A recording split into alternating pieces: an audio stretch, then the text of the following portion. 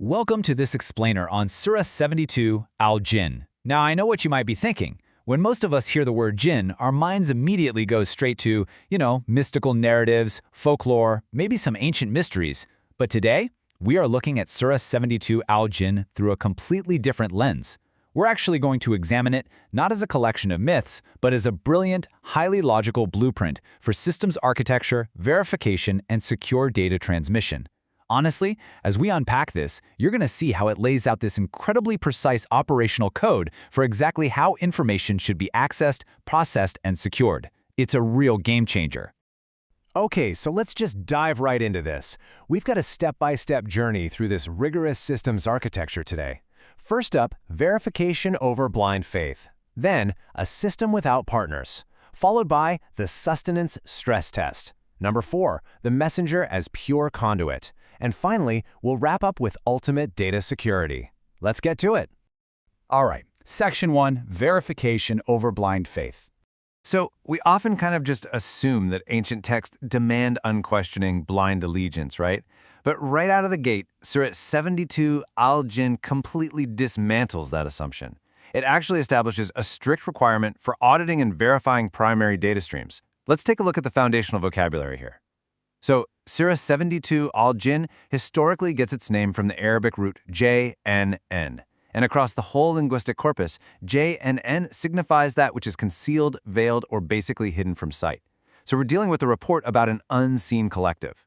Now, when this unseen group interacts with the recitation, the data stream, essentially, they achieve what is traditionally called Iman. But structurally, Iman is not passive, blind belief, no.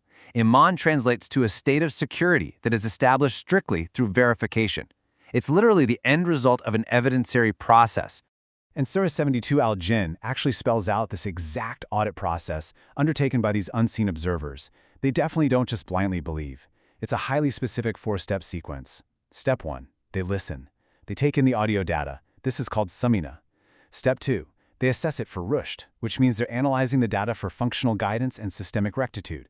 Then, Step 3, they classify the recitation as something entirely unique and coherent. And finally, Step 4, they commit to security, or emina. The absolute key takeaway for us here is that conviction happens causally downstream of data intake. You verify first, and security is the output. Makes sense, right? Moving on to Section 2, a system without partners. Now, what's really interesting about this is that once this unseen collective verifies the data, it leads directly to a logical conclusion about the governing system itself. The concept of tawhid, or oneness, is framed here as absolute structural exclusion. The testimony explicitly states that the governing system, the Rabb, has no consort and no offspring. If we put that into a systems architecture context, this is a hard declaration of absolute singular authority. It means there are 0 parallel authority nodes within the governing system, no co-equals, no secondary agents you can appeal to, and absolutely no shared operational dominion. The system is entirely 100% singular. And this brilliantly illustrates how Surah 72 Al-Jinn maintains such a consistent internal logic chain right down through its vocabulary. For instance, look at the root SJD. Now, traditionally, this is translated simply as physical prostration, like what you do in a mosque or a masjid. But structurally, SJD spaces are places of absolute operational submission to the primary design. Surah 72 Al-Jinn declares that these spaces belong exclusively to the central governing power, completely prohibiting the invocation of any secondary agent. Similarly, RSL isn't just a person who happens to be a messenger. Structurally, it signifies a sent data stream or a delegation. So if you were to invoke another entity, you'd basically violate this alignment and destabilize the entire system of governance. Which brings us to Section 3, the sustenance stress test. So, having established a verified, singular system, Surah 72 Al-Jinn introduces the cause and effect matrix of exactly how we operate within it. Specifically, it looks at a concept bound by the root QWM, meaning sustained operational standing. Surah 72 Al-Jinn lays out this incredibly explicit mechanical causal chain. When there is sustained alignment and you stand firm on the established path, basically maintaining your operational status, it directly triggers an increased flow of systemic resources, which is referred to as risk. Essentially, the system responds to alignment with abundance. But there is a massive catch in how this abundance is actually purposed. I want you to reflect on this for a second, maybe even just looking at your own life. Because standardly, we tend to think that abundance, wealth, or a heavy flow of resources is a terminal reward. right? Like it means we've made it, we've won. But the view in Surah 72 Al-Jinn is entirely different. It explicitly states that this increased resource flow is deployed as a fitna, a systemic stress test. Yeah, the abundance is not a final blessing for you to just passively sit back and enjoy. It is an evaluative mechanism, strictly designed to see if you can maintain your operational standing when the parameters change. It's a test. Okay, Section 4, the messenger as pure conduit. So think about this. If this system is totally singular and resources are just a stress test, what is the actual role of the individual delivering this information? Well, Surah 72 Al-Jinn radically strips away any personal power to reveal a strictly isolated function. So the crucial point is that the messenger is defined purely as a conduit with zero independent agency. Surah 72 Al-Jinn actually forces the messenger to declare their absolute limitations. The messenger node only executes the pure transmission of data, which is known as balag.